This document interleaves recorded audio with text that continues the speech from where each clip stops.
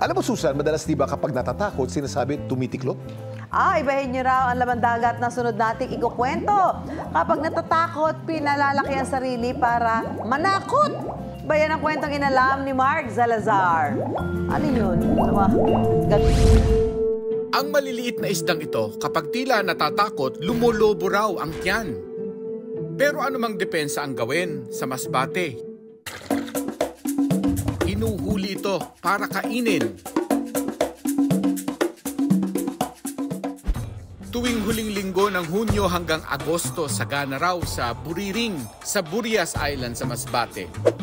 5 taon nang bumibili si Shandy ng buriring mula sa mga mangingisda. Buriring! Sa halagang 180 pesos kada kilo, matiyaga na itong nilalako sa kanilang lugar.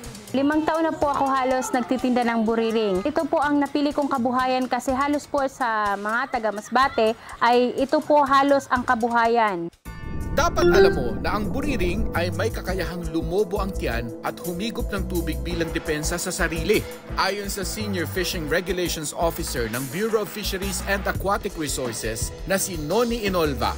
During catching or pag may predator nakakain sa kanya, defense mechanism niya yon para mas malaki siyang tingnan, nagpapalobo siya, mainly itong ventral side ng kanyang katawan.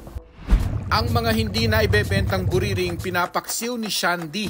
Natutunan ko po ang pagluluto sa aking lola kasi nung bata pa po ako ay lagi ko siyang tinitingnan.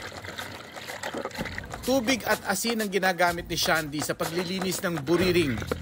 Sa pagluluto ng paksiw na buriring, ilalagay muna ang pampaasim na dahon ng libas. Sunod na ihahalo ang buriring at sili. Para mawala raw ang lansa ng isda, naglalagay si Shandy ng lemongrass or tanglad at tubig.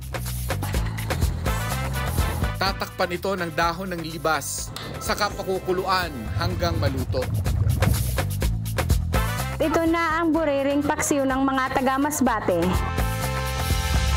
Masarap at malinamnam talaga ang buriring. Napapakarami ka ng kanin talaga. Bukod sa paksiw, ibinibilad din nila ang buriring para idaing. Ibinebenta nila ito sa halagang 100 pesos kada kilo.